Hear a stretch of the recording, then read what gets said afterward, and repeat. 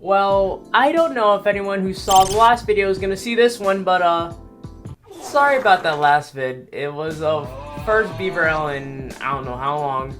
A friend pitched me the idea and I thought it would be good, but it seems I just did a terrible job going over it, because no one understood the vid like at all. Maybe I should have gone more into it. I was kind of rushing because I didn't want to spend too long in between uploads, and the Valentine's Day vid hit 8 days, so pretend that video never happened. I'll be keeping those though. Anyway, Hogwarts Legacy. A good game. Haven't played it because I'm broke. So, why does it have so much drama surrounding it? Well, I would describe it to you, but I'm clearly bad at that, so let me just consult my ghostwriter real quick. Yeah. Oh, that's good. Oh shit, it really is that bad, huh? Well, it was definitely concerning to see how correct ChatGPT was with the situation, but that's besides the point. It seems like the whole thing started all the way back in 2021 because one of the lead designers for the game, Troy Leavitt, had been called out for supporting Gamergate in videos he posted from 2016 to 2018. A whole ass 2 years. Gamergate was a whole operation starting in 2014, where dudes literally harassed women in the video game industry, sending things such as death threats, threats, you can't make this shit up, and doxing them. Listen girls, as a black man, I also know how it feels to be sent back 100 years. But yeah, you can definitely see how that was bad. Like, how did they let that nigga slide for so long, bro? Like, you see, Hogwarts Legacy started development in 2018, but it wasn't until 3 years later, in 2021, that Troy ended up resigning from being a lead designer at Avalanche, which was an at least decent move to make. We don't need something like that associated with the game. But then, you might ask, what's the problem with that, now that the whole thing should be pretty much over 2 years later? If you did actually ask that, I gotta ask you to just look one way, then just look the other. Closer. Yeah, there it is. It was kind of obvious, wasn't it? You see, these people are the definition of dragging it. They will not let you go. When Hogwarts Legacy released, they brought the whole thing back, and just when you think it can't get any worse for the game's reputation, in comes a legend of shitting on your own established lore yourself, J.K. Rowling.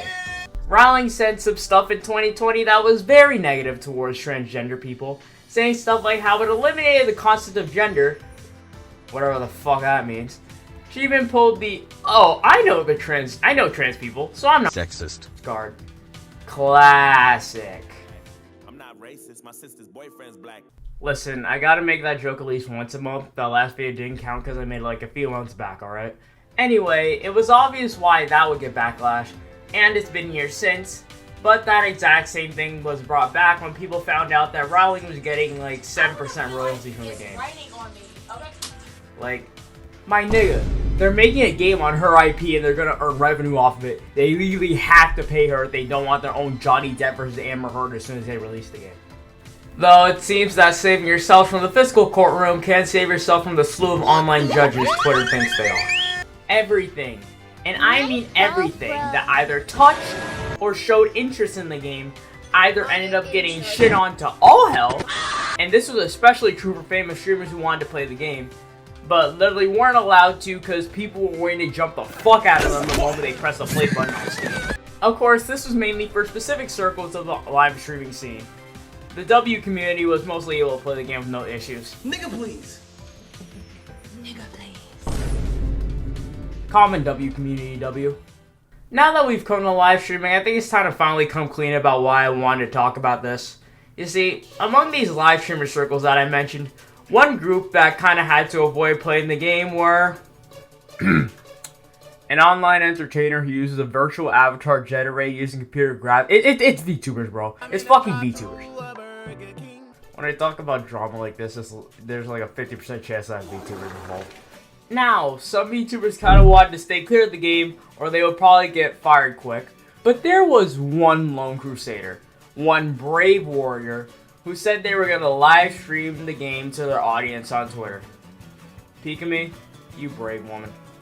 I'm no loyal Pikami watcher. I haven't even subscribed. God, I feel so cringe saying that name to an audience of people. However, she was one of the only VTubers who actually genuinely entertained me during the time that I was more into them. This was during quarantine though, so like I was desperate, bro, please. However, as you can expect from Twitter users, that post turned into Jump Central real quick. They absolutely destroyed the tweet.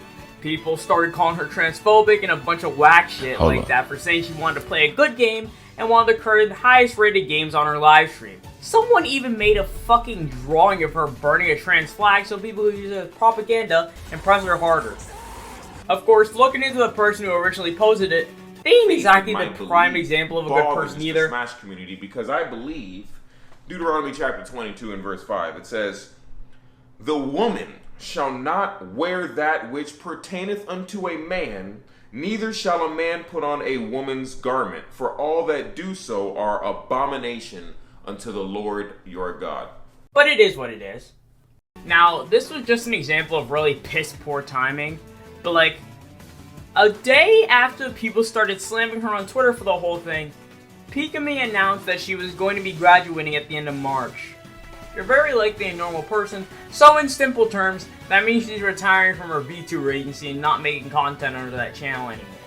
The graduation had completely nothing to do with the drama over the Twitter post, and she was going to be graduating on the 31st of March anyway, but people who were either fans of her or just didn't like cancel culture in general just started to lose their collective shit. People started crying over the loss of their favorite VTuber and went around harassing innocent trans people that had nothing to do with the whole thing. Just goes to show that throughout Twitter drama, when people enter nigga mode, they enter nigga mode. They just completely lose their ability to think straight. In the end, both sides looked horrible. But anyway, it took a bit, but they finally announced that they always plan to have her graduate at the end of March, and that the drama had nothing to do with it. So people were fine to calm down about it, but it's the internet, so people are never going to live this down until the end of time. This whole situation is the epitome of sad as fuck. I'm probably slow, but it's one of the first times that I've seen streamers just not be allowed to play a game because they would probably lose their jobs if they did. But I'm not gonna lie, it was kind of funny seeing people absolutely go apeshit for stuff that the game has nothing to do with, then try to boycott the game and fail horrendously. But well, the whole thing was a shit show. I wish I could have joined people in playing the games, but I'm too broke to buy it on my PS5 and my PC. It can't run it.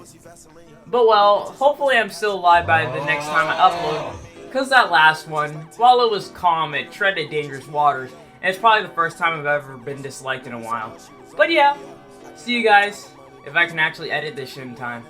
This script is 3 fucking pages.